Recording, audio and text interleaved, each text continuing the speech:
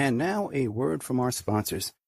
If you find yourself in need of legal representation, it can be a very stressful time in your life. In my career, I have dealt with thousands of lawyers, I've dealt with thousands of law firms, and I can confidently recommend to you Keith M. Davidson at kmdlaw.com. Available 24 hours, 7 days a week. Just log into kmdlaw.com. That's kmdlaw.com. Or you can call toll-free 833-4KMD-LAW. That's 833-4KMD-LAW. Personal injury, wrongful death, STDs, sexual assault, car accidents. They handle it all efficiently and professionally. It doesn't matter how imposing the opposition may be, because the team at kmdlaw.com are battle-tested and fierce. They will not stop until justice prevails. Go to kmdlaw.com or call toll-free 833-4KMD-LAW. If you're in for the fight of your life, stop screwing around and contact KMD Law. Are you ready to change your life, but don't know how to start? Is your stress and worries keeping you awake at night? Have you been battling grief, anxiety, or depression all alone? Have you lost touch with your own sense of being or spirituality? Soul Free Therapies offers professional and affordable live video streaming counseling and coaching services from the comfort of your own home. Sessions offered in English, Spanish, and Portuguese. Go to our website at www.soul-free.com and book your first session today. The Opperman Report is brought to you by Aquadam.net. You can give them a call at 707-764-2119. A flooded home is never easy to deal with. You're left with the mess to clean up, the insurance companies to deal with, and not to mention all the memories, the precious memories that are lost in the flood. You can never replace those. And Aquadam can be a tool in your arsenal to protect your home and property from the floodwaters. The cofferdam is filled with water to control water and is reusable as long as it's taken care of. It can protect your home or business from rising floodwaters like a dam, but without the beavers. It can also be used in construction. If you need an area to be dewatered, an Aquadam can do the job. An Aquadam was used at SeaWorld in Orlando for the Mako roller coaster ride during the coaster's construction by dewatering the work area. An Aquadam is now dewatering the work area at San Antonio SeaWorld for their newest roller coaster ride. An Aquadam has been used in many construction projects all around the U.S. and all around the world. Now give Aquadam a call, 707-764-2119. You can look them up online at aquadam.net. You can find them on Facebook at Aquadam Inc. You call them up, you email them, you tell them Ed Opperman sent you, and they're going to take 10% off the price. Aquadam.net, 707-764-2119. PureSoapFlakes.com, 218-568-2525. Have you ever heard of Castile Soap? Pure Soap Flake Company handcrafts fine soap bars, laundry powder, and concentrated soap flakes using organic vegetable oils from their northern Minnesota facility. Bathe your body and wash your clothes with Pure Soap products that are free of fragrance, GMOs, palm oil, sodium lauryl sulfate, and synthetic additives. Keep it clean, folks. Pure Soap Flake Company products are kind to living creatures and sensitive skin, safe for drains and waterways, and work great in high-efficiency washers and top and front-loading machines.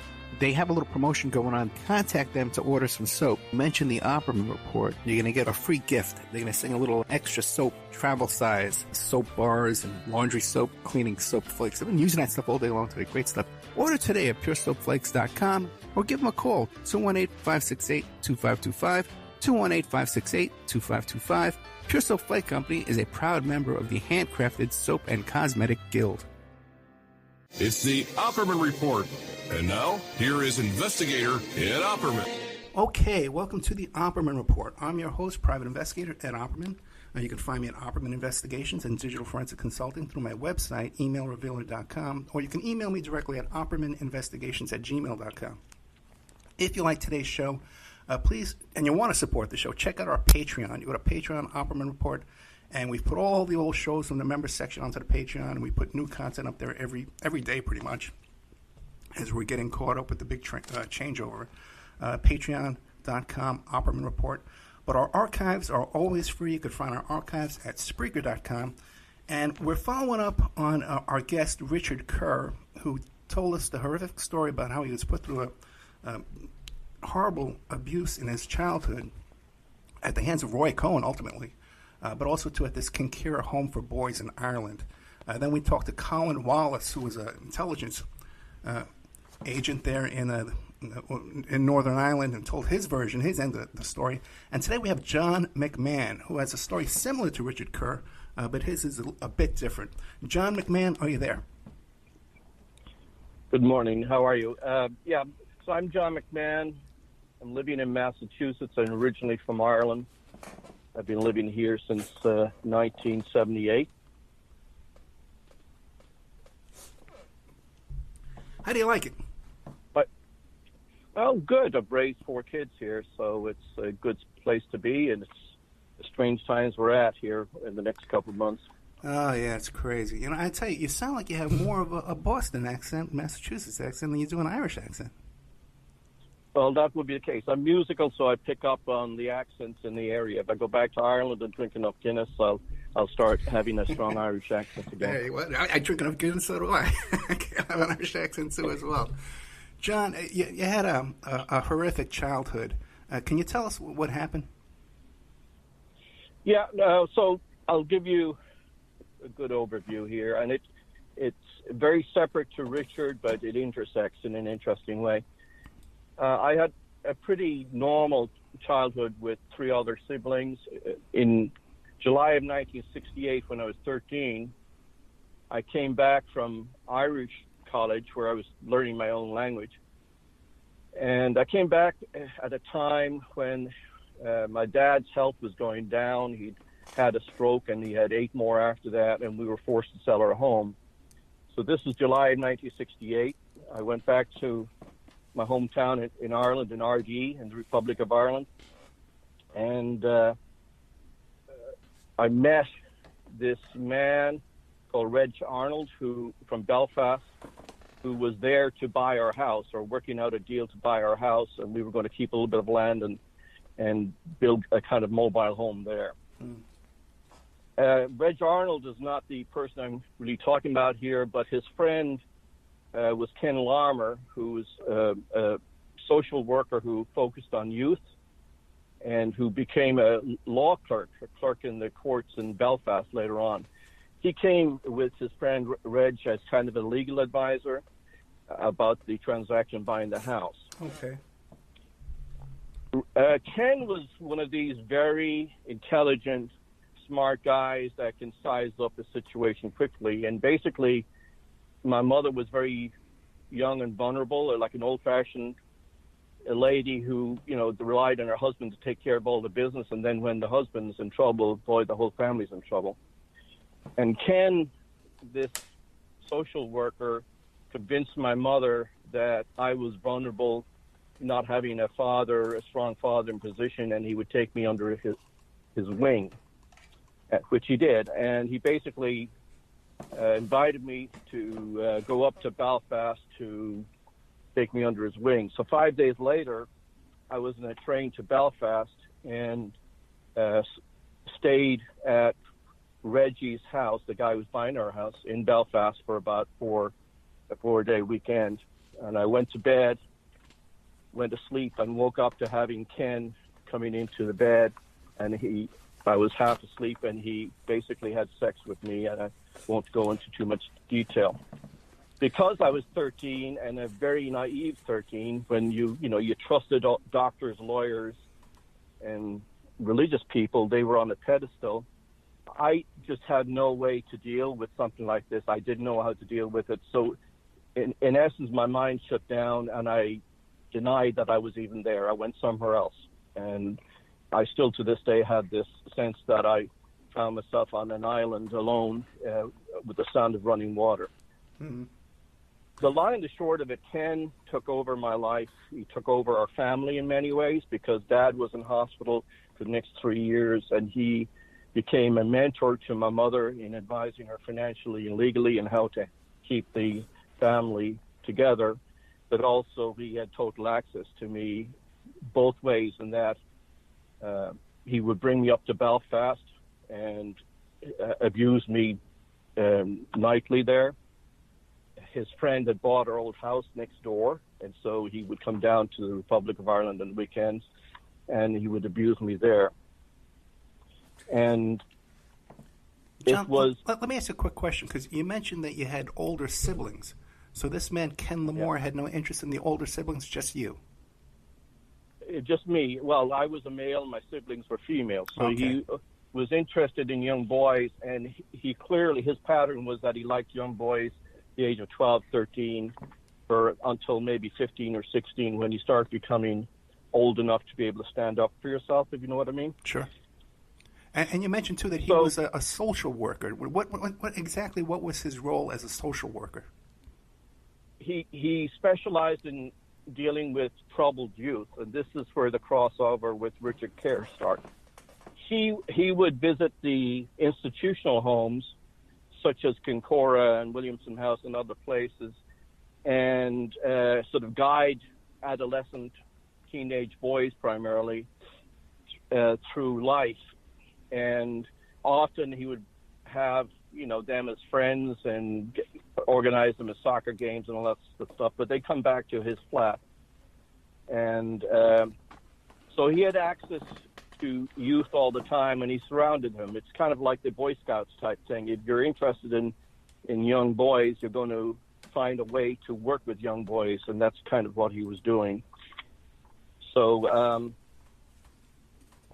in any case, this sexual abuse occurred for 3.5 years, from the age of 13 to 16 and a half. That was around the time my dad was dying, and when my dad was dying, I started working for a local farmer who was a regular man who actually took me under his wing and actually gave me the strength, the emotional strength, to be able to get away from Ken. But the issue was that I had denied even to myself that this had ever happened. And later on, when I was 23, I'd met an American girl from Boston, and I left Ireland, and in essence, left all of the memories behind. And the way I sort of describe it is, when you can't recognize that something has ever happened in the first place, any access to those memories is shut behind doors. And for me, I had doors being closed on doors within other doors. And when I left Ireland, there was no way for those memories to come back until a long time later. And literally what happened was that my second child reached my age, 13, where my abuse started, and I started drinking and fretting and worrying and all that sort of stuff, and I didn't know why, but I was not my normal self. And my sister Alison came over from England to visit me, and as you will tend to do, we reminisced about our childhood and how tough the teen years were, and drank till 2 a.m. And the next morning I got up at 6 to work, and I showered. And while I was showering, literally these memories they erupted like a volcano. I mean, I was wailing like a wounded animal, because I could see what was happening to me with Ken sexually abusing me. And my wife thought I was dying. She heard the cries from me in the bathroom, and she then found out what had been hidden in my head for all these years. And she's the sort of woman who knows everything about her spouse, so she was totally shocked. But she was an amazing partner, and told me immediately I need to get professional help, and I did seek it. And so went through some years of therapy. And so around occurred in 1994. Let me interrupt you 1 second, because you sent me some notes, and you mentioned in the notes that your second eldest son, was 13. Now, do you think that's what triggered it? You saw your son at reaching the age where this trauma happened to you? Oh, absolutely. It was the emotions were bubbling up. I just didn't understand what they were. I didn't know what it was yet. It was when my sister came over not long after, then we started talking, because she and I were so close as teenagers, and we were talking about what life was like in the 1960s, that sort of uncorked the bottle. And literally in my sleep, it started coming to the top. So when I went to take my shower, I just fell apart, and so it came out. So when that happens, you're not normal, obviously, and I struggled to work in a consistent way, but I did. And because Donna, my wife, was so good and strong and supportive, I was very lucky to have somebody there as a partner who can guide you through this. And we worked together with therapists and all that good stuff for years. Ultimately, as part of the therapy, they suggested I write a letter that I didn't intend to send to the person who abused me to get all of those emotions and feelings out. And I did that. And then I thought, well, maybe I should actually talk to Ken. And so in 1994, 1995, it was two different phone calls, November of 94 and then January of 95. I phoned them and taped them. And I didn't phone him as an enemy. I phoned him as a friend, and in which, we talked generally and in a friendly way about everything. And about 18 minutes into the phone call, I just came out of the blue suddenly and saying, so why did you have sex with me when I was 13? And the good thing about this is I actually had him saying, acknowledging that he had sex with me when I was 13, that quote, there was something about me that made him do it, and two, that it was a stage he was going through. And you had actually tape recorded this phone call. I did, yeah. Yeah. And I called him again, phoned him again in about 2 months, and by that stage he realized what the significance of what I was saying, and he denied ever having sex with me, that I must be going crazy, I need some help, some mental health and all that sort of stuff. John, let me ask you this. The first conversation, did he ever apologize to you? No, not directly. I mean, he said it was a stage he was going through, like an insecurity on his part. And as I said, there was something about me that made him do it, so that's as close as you get. But understand, for somebody who's been sexually abused, to actually have somebody acknowledge the truth is worth $1 million, because it was the only confirmation I had on the outside that I wasn't going crazy. I knew I wasn't crazy, but when you're the only person who knows what's gone on and you don't have a way to confirm it, something like that is valuable to me. So, that first acknowledgement and that I taped was very important to my own emotional well-being, believe it or not. So after I had the second call and he denied everything, I was then angry. And so I wrote him a letter saying how he had messed me up, and, that it took me years of therapy to try and get through this, and that if he was there, could be there to support me and help me through that, it would be good. So this is me leaning on him as a friend to help me, having abused me. So the way I was emotionally tied in with this was very mixed up, because part of my relationship with him was that he was like my stand-in father, but my father was in hospital.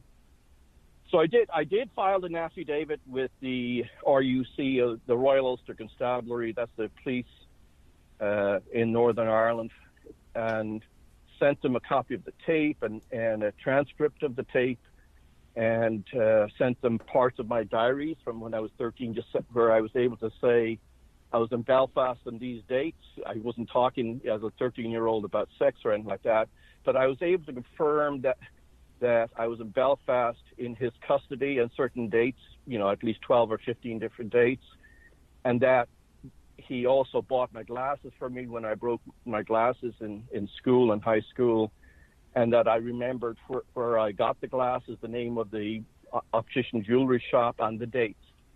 So well, John, also too, you must have had statements from like your relatives saying, "Oh yeah, this man had contact with my son. He slept over there." Yeah, but they didn't know anything about what was going on, so They weren't able to confirm the criminal side of it.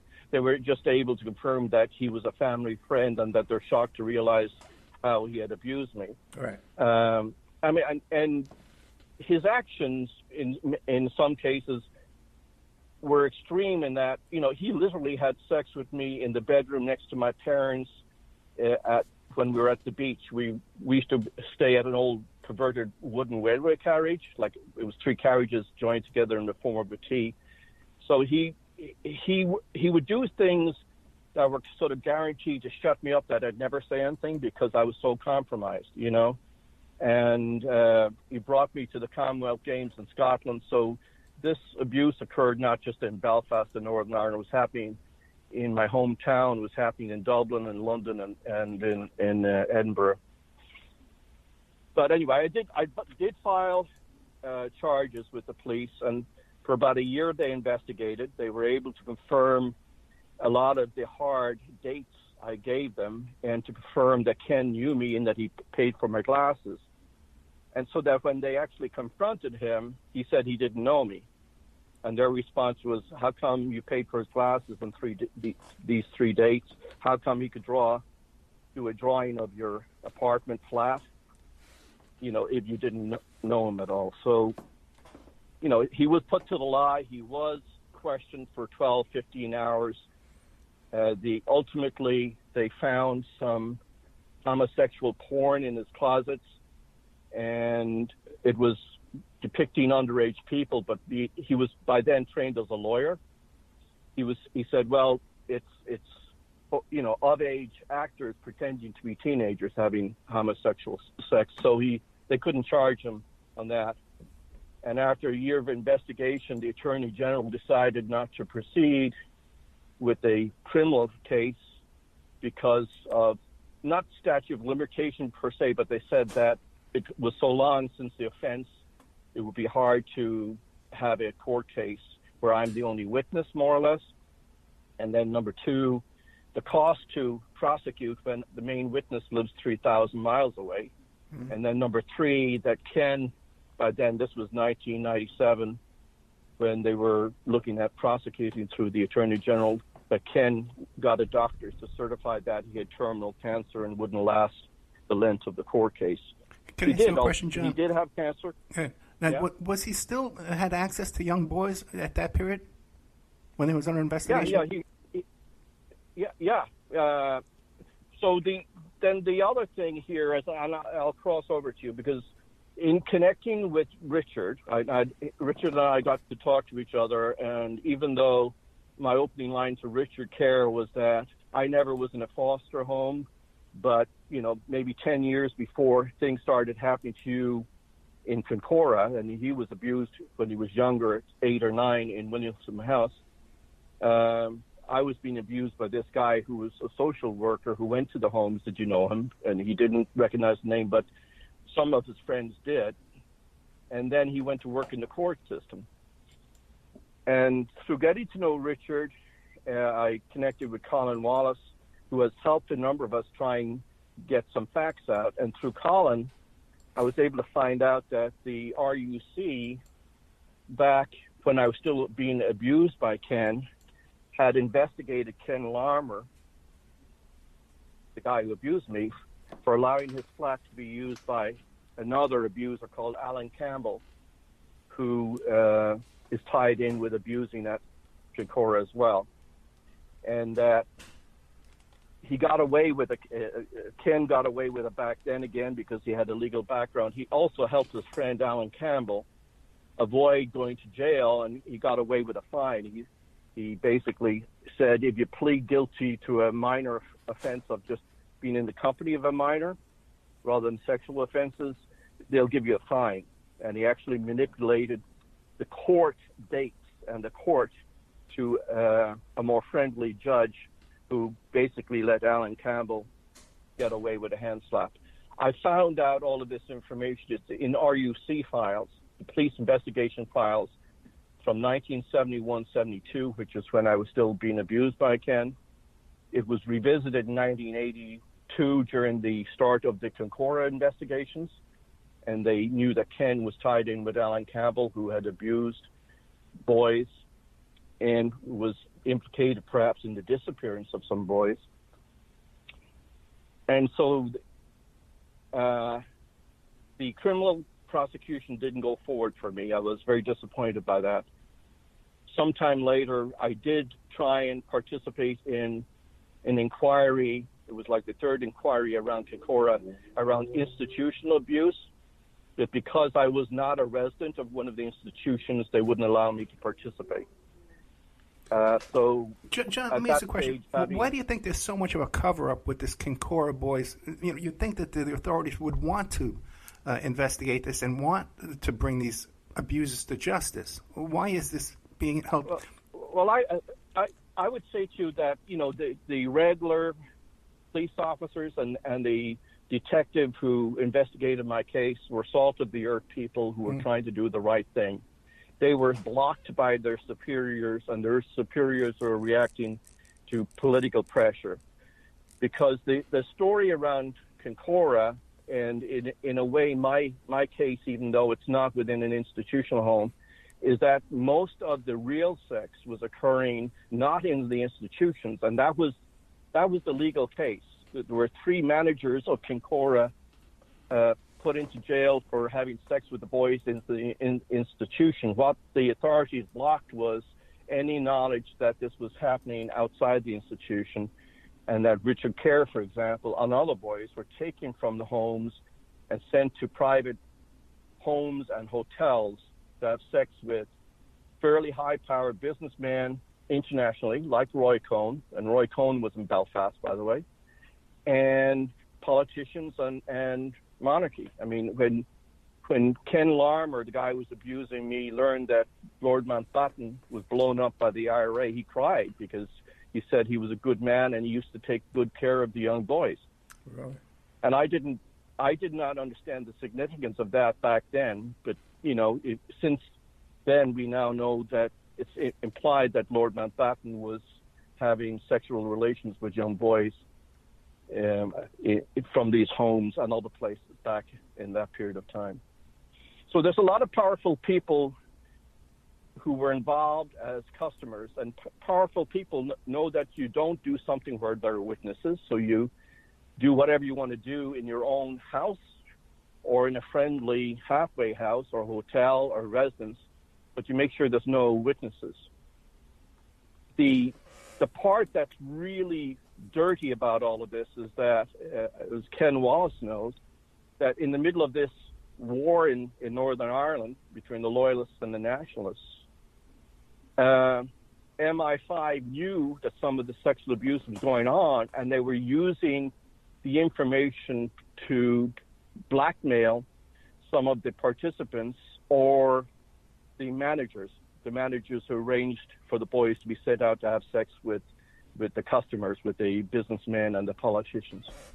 But blackmail them to what ends? For financial blackmail, or to get them to do something politically? To get them to give inside scoop about paramilitaries. Gotcha. A lot of times, it was not financial; it was intelligence. Gotcha. And that's the part that that's not my game. That's part of what Richard and some of the other boys got involved in. That people with intelligence knew what was going on. They tried to get something done about it, and their superiors blocked the sexual abuse from being stopped. They knew it was going on. That's the horrible thing here. Yeah, people want to go back and listen to that show with Colin Wallace, who was the British intelligence agent who was actually framed for murder and put in prison for 8 years. Ultimately vindicated, but spent 8 years in prison on trumped-up murder charges. John, we should probably take a commercial break at this point. We're talking to John McMahon. He lives in the United States now, but he grew up in Northern Ireland and went through a horrific childhood at the hands of this Ken Larmer. Is Ken Larmer still alive today? No, he did die in the year 2000 or so. Okay, and hopefully he's receiving his justice today. We'll be right back with more of John McMahon and his story of his life and this Kincora Home for Boys and this other activity going on there in Northern Ireland. It's very underreported here in the United States. I'll be right back after these messages. And now a word from our sponsors. If you find yourself in need of legal representation, it can be a very stressful time in your life. In my career, I have dealt with thousands of lawyers, I've dealt with thousands of law firms, and I can confidently recommend to you Keith M. Davidson at kmdlaw.com. Available 24 hours, 7 days a week. Just log into kmdlaw.com. That's kmdlaw.com. Or you can call toll-free 833-4KMD-LAW. That's 833-4KMD-LAW. Personal injury, wrongful death, STDs, sexual assault, car accidents. They handle it all efficiently and professionally. It doesn't matter how imposing the opposition may be, because the team at KMDlaw.com are battle-tested and fierce. They will not stop until justice prevails. Go to KMDlaw.com or call toll-free 833-4KMD-LAW. If you're in for the fight of your life, stop screwing around and contact KMD Law. Are you ready to change your life, but don't know how to start? Is your stress and worries keeping you awake at night? Have you been battling grief, anxiety, or depression all alone? Have you lost touch with your own sense of being or spirituality? Soul Free Therapies offers professional and affordable live video streaming counseling and coaching services from the comfort of your own home. Sessions offered in English, Spanish, and Portuguese. Go to our website at www.soul-free.com and book your first session today. The Opperman Report is brought to you by Aquadam.net. You can give them a call at 707-764-2119.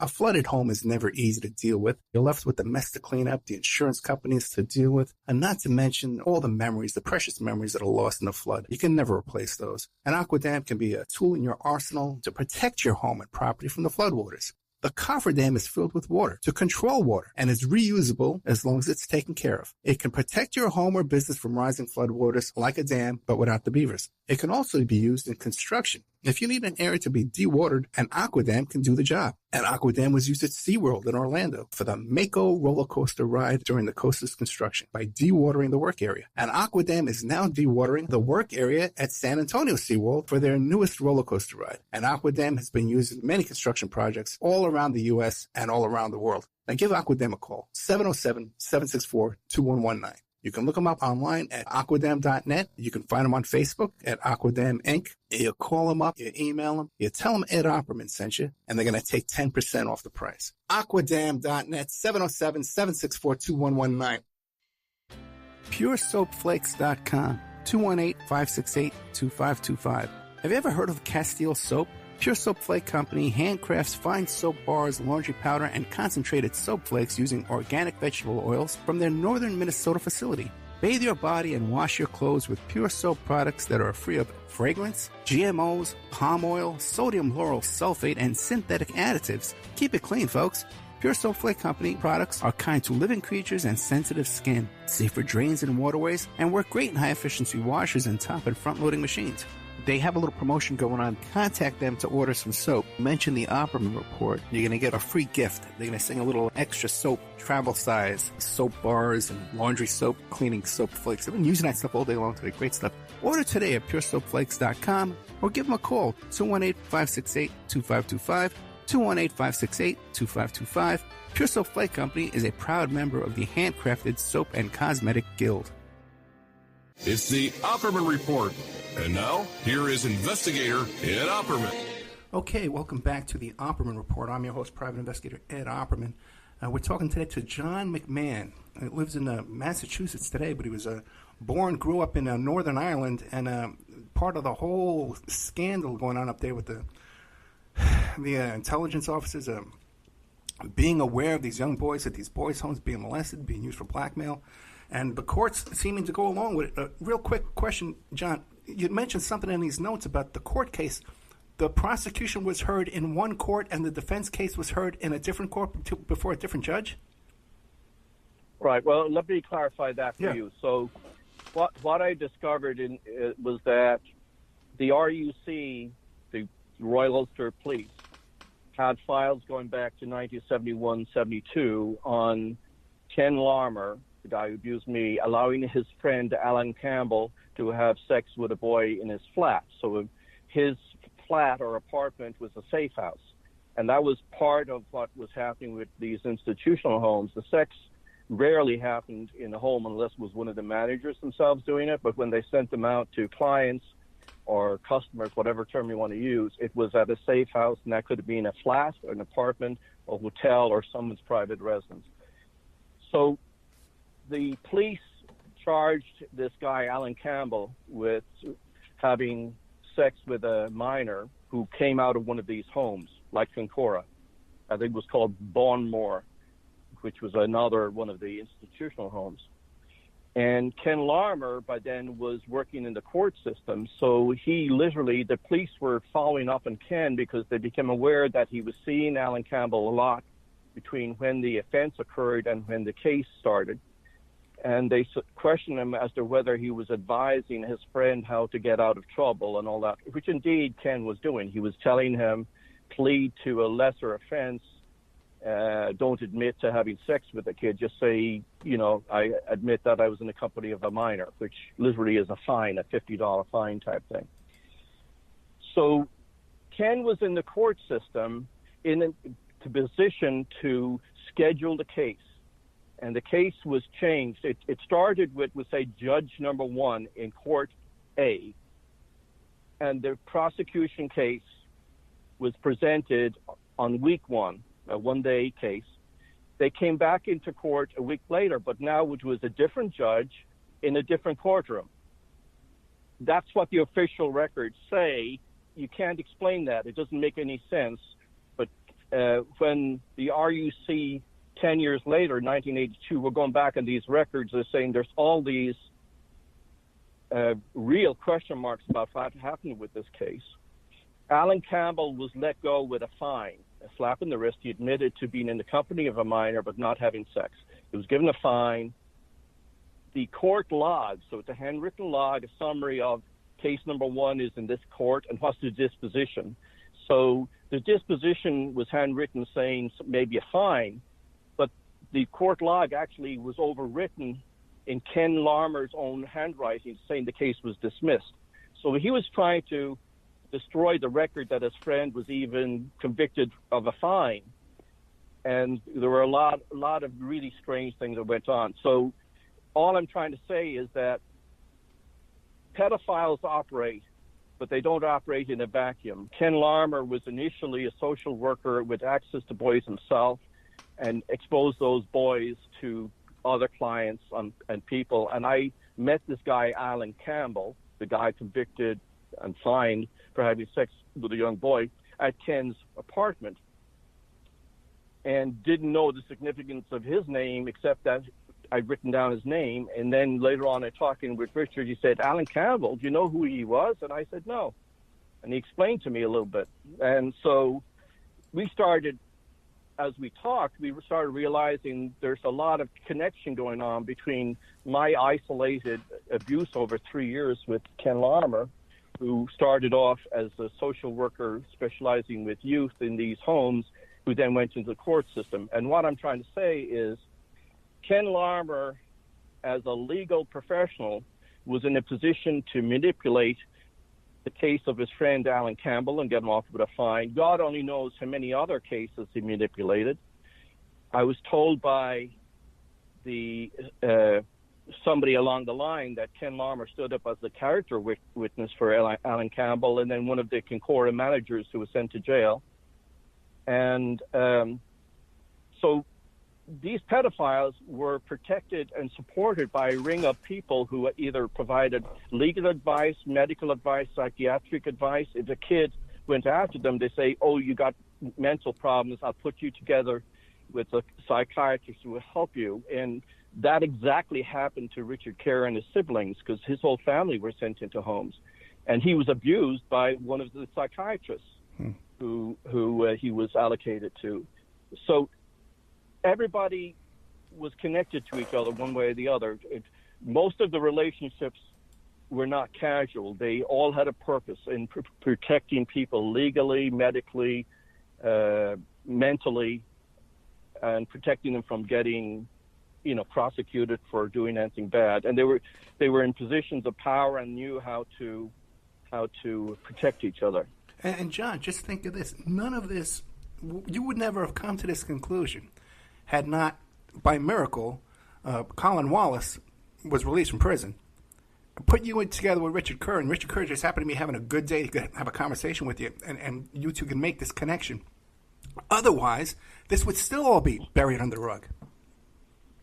Oh, absolutely. I mean, there's one other name, and just to give you an idea how manipulative these pedophiles are, especially when they take over your family or you as like a parent.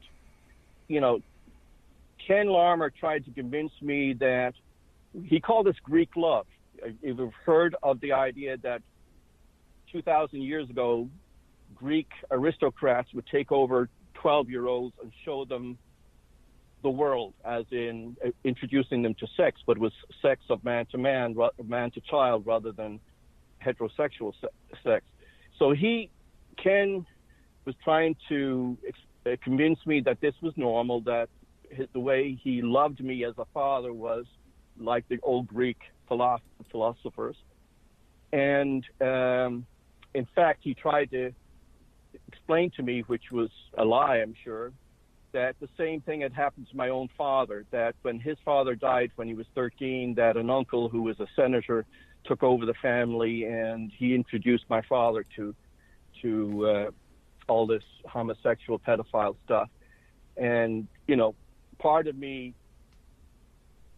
sort of believed that story because my dad was an alcoholic, and basically he killed himself by drinking. His liver, his kidneys, strokes all ruined his organs, and he starved to death. He was 75 pounds when he died after 3 years of being in the hospital. And so to me, that was kind of one way in reaction that I made some sense of why my dad died at 58. But yeah, they would manipulate you. They would compromise you. He did some outrageous stuff towards the end, which was kind of guaranteed to seal my lips. But, he didn't fully understand that I couldn't even recognize this to myself. So therefore, how could I talk about it? But, the whole case in here for me was I tried to go through a criminal procedure, and Ken was protected because he was part of the legal system. I think the RUC, the detective who investigated my behalf, he was a good man, and he kept me informed, but everything was verbal. There were no written records. When they decided not to prosecute, when the Attorney General decided not to prosecute, I never got something in writing saying they decided not to prosecute and why, what the rationale was. So, I was going by the word of a lot of people. In the end, you start learning after the fact that I don't even know whether they investigated my case properly or whether it was just going through the motions. I think the police did their investigation.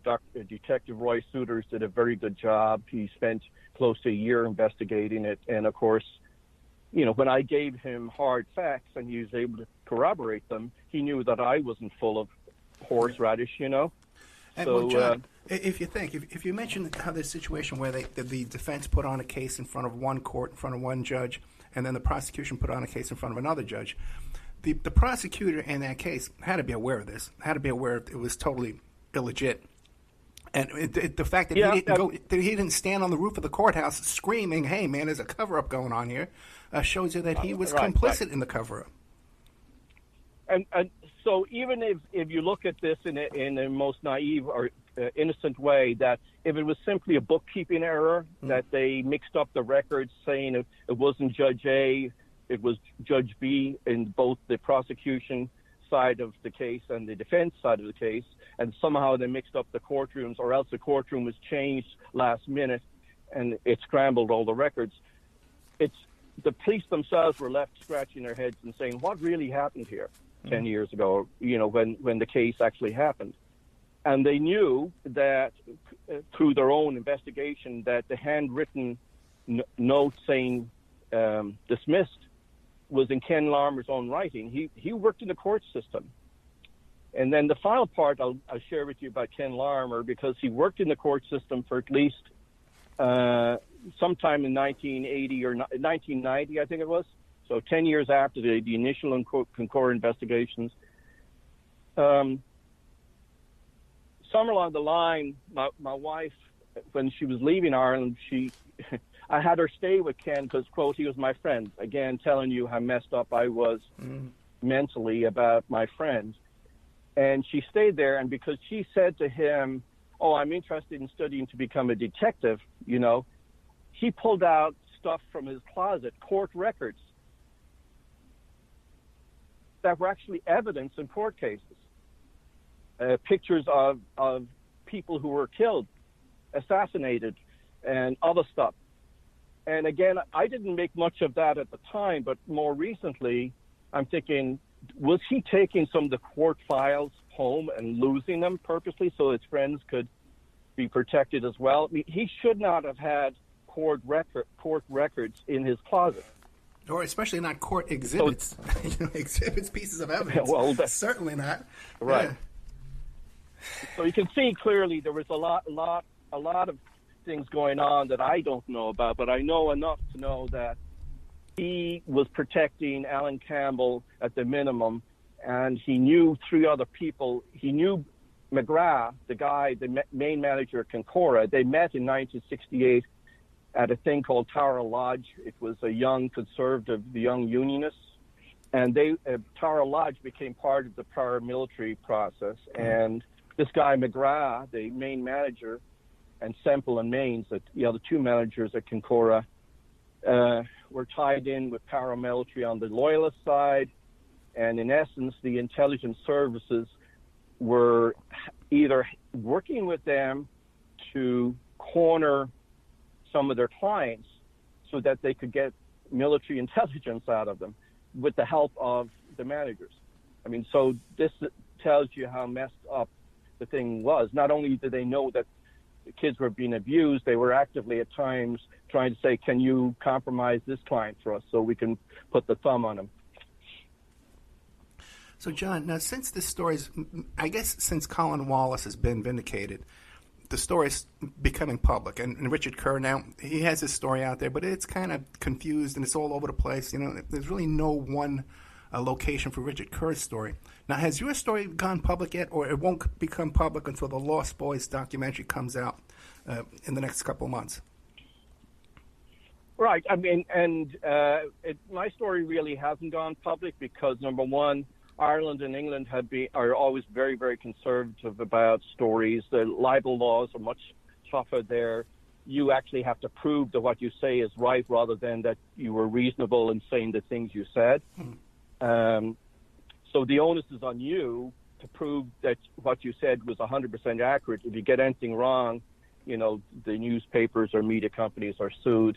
So they're very, very careful to scout out everything. And, you know, all things being honest, they should be careful because, you know, you can ruin someone's reputation. But all I can tell you is that, you know, I've tried to get it out a number of times, and it's very difficult. I approached this one time before, and the BBC didn't proceed with it because they'd been hit hard on some other scandal, you know. And as Richard says, that there's some of the cases that have happened in England, it's almost as if the person alleging abuse was a setup to destroy the reputation of the real people who were abused. Right. And there's a lot of powerful forces in there. But, you know, I'm trying to live my life. I've been very lucky to have had an incredible woman, and we raised 4 kids. And, you know,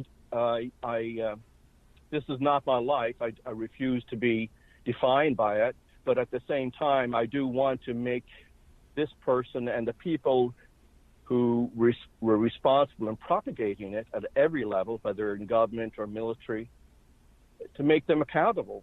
Because people like Richard, who has this horrendous story about being abused by probably hundreds of people, and his family was broken up. He had 4 siblings. All of them ended up in homes. They were taken away from their parents, and every one of them, more or less, was probably hurt one way or the other. I don't know at the same scale as Richard. You know, so Richard has very good days, and sometimes he has horrendous days because he's suffering from traumatic stress, you know. And so I try and be there for him, and in the process of talking and helping each other, you know, I've learned the significance of some of the people that were friends of Ken that I didn't understand. And, you know, and because I'm 3,000 miles away, you know, I don't know how to look up some stuff, but, you know, bit by bit, I'm getting a better picture of some of the politicians and people that were friends of his. And and trying to understand them. But other than these investigative reporters doing this Lost Boys documentary, are there any professional investigators, besides, I guess, Colin Wallace, coordinating all this information coming in? No. I mean, there's another abuse investigation going on in London about Lord Janner, and I just read, and I shared it with Richard, that Lord Janner, that investigation is the investigation is happening in an inquiry, but Mark Watts, who's with some journalist outfit out there in England, said they're not going to allow any people who were abused to actually be part to give testimony. So it's like everything is always steered to keep control and keep it on a very narrow focus, so that the people who they're trying to protect, their names never come into the public domain. And John, you also mentioned to me too that there's dozens of teenage boys that are missing. Oh yeah. I mean, and that's part. I didn't know the extent of that, but I knew a couple names, and Richard told me about one in particular, and they've never really found out fully. But as he said, in one case there were two boys together, and they just disappeared. One day on the way to school, but they were that sort of age, and they don't know whether they, people kind of speculate, maybe they ran off with the circus, but that's an easy answer, isn't it? Well, hopefully, once this documentary comes out, more people will connect the dots and say, "Oh, I know John's story and I know Richard's story," and come out and join the cause here, and really get some light shine on his darkness here. We're out of time, John. What do you want to leave us with? I've got about 3 minutes. Okay, I just want to leave it that, number one, I would hope that today people are more knowledgeable of the things that can happen, because back in 1968, all parents were naive and didn't understand that there were really evil people out there. And number two, that those who are responsible for evil to exist, whether they had some rationale that it was for the better good of a country or government, should be made accountable for their actions. And as in being forced to address the question whether they knew the evil they were propagating in trying to protect maybe intelligence or security assets.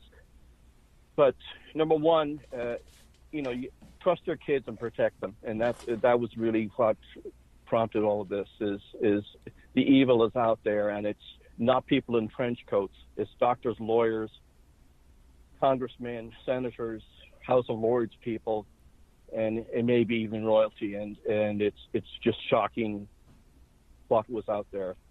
So, John, I know how difficult it is to relive all these memories and stuff like that, so we really do appreciate you coming forward.